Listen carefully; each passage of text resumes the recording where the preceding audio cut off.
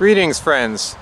I started drinking coffee in my late teens. I guess my parents had coffee. My dad always enjoyed coffee. I went to university. I don't know if I really needed coffee so much in university. I would have started drinking it thereafter at work. When I worked at this museum, there was always free coffee there, and I would have... That's when I noticed a few times drinking too much coffee and a feeling of nervous tension, irritability, like the body is actually having a reaction here. It's not a comfortable feeling at all, not a feeling I particularly liked. Some measure of that nervous tension always accompanied coffee to some extent, but I did enjoy the taste of coffee. Caffeine not only provides energy, but it boosts the mood. So in that sense, it is a drug. This is a mind-altering substance, but it's not a psychedelic or anything like that. Coffee is something that I can continue to drink through my 20s, but at the very end of my 20s I had this health issue and I was getting these lower back pains, and it continued throughout the entire urinary tract, and the regular health professionals didn't find anything wrong with me. The scans they did on me, the ultrasounds, they're like, yeah, you seem fine to me. There's no kidney stones, there's nothing like that. I went to a, let's just say, traditional medicine person outside mainstream medicine, because I didn't know what else to do for these pains which would come and go. And I'm not trying to vouch for alternative medicine or not, you know, I'm just saying that's what I did.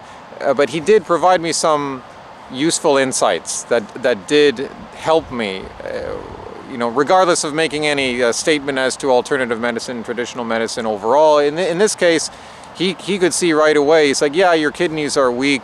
I wouldn't recommend drinking coffee or other activities, you know, getting enough sleep, eating certain foods. And I stopped drinking coffee. I went cold turkey. It was difficult for 2 weeks. I was literally in a cold sweat at times, couldn't sleep. And I wasn't a heavy coffee drinker, but this was drinking one very strong cup of coffee per day. But no, I had to stop all that, and after 2 weeks, it wasn't a problem anymore. And I haven't drank any full cup of coffee ever since. So it's been a few years now, haven't touched a single cup of coffee. I still might have a few sips a few times a year if the occasion presents itself. Might still have a little. I just stopped drinking it altogether. Never really liked the nervous energy it gave me anyways, although it is useful if you really need energy, then yeah, that's fine. There's nothing wrong with coffee per se, and caffeine is good. Caffeine has many positive health effects for circulation, for the heart. I'm not saying caffeine is wrong. Indeed, I continue to consume some caffeine per week, but I've switched to tea, but I only have chai tea 2 or 3 times per week. I always had it down that no, you're not going to go like relying on caffeine. You're going to have in a situation where your body is adjusted to not needing the caffeine, but on occasion, once or twice per week, you can have the caffeine, and then you'll even feel more of an effect from it because you don't do it all the time, and then it can help you on a day when you really needed it.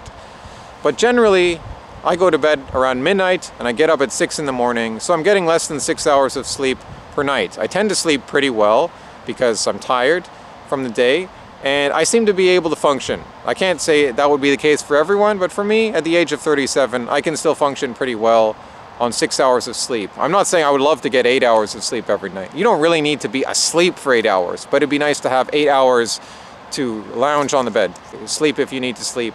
But you can get by on 5 or 6 hours of sleep without coffee, without tea. You may feel tired in the morning, but your body starts to naturally wake itself up as the day goes on. In the middle of the day, in the warm time of the year, I go out of the building at lunchtime.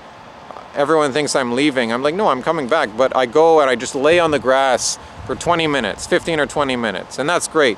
If you drank coffee or tea that morning, I wouldn't be able to really relax because you'd have all that energy. So I do drink tea several times a week, but never made it a regular thing, and found that you can actually function without caffeine.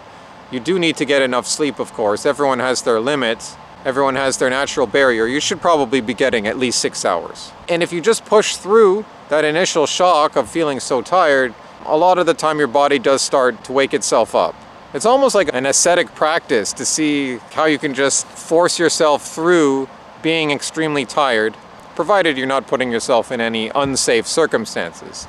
Then it's interesting to see how you can overcome these challenges. Looking around, I see most of my coworkers consuming some form of caffeine, usually coffee. That's the most popular one.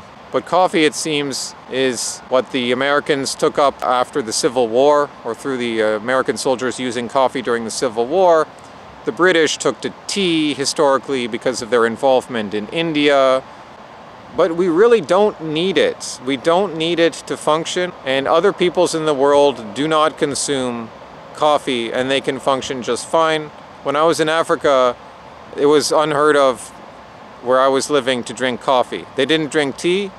They grew coffee and sold it to, I believe, the government, or there was some coffee industry there, but I never once saw any coffee for sale there. Maybe some instant coffee that came from Europe or something like that. And it was almost the same situation with chocolate. In Ghana, they produce the cacao or cocoa for making chocolate, but there's only one chocolate product. I think it's made by the Ghana Chocolate Company or the National Chocolate Company or something like that. There's this one company that you will see some of their chocolate for sale. It's not very good quality chocolate. It's not terrible. That's it. You won't see that even that commonly. So they do have some familiarity with chocolate, but it's not even that available there, along with coffee. These are like truly foreign practices. Hasta luego, amigos.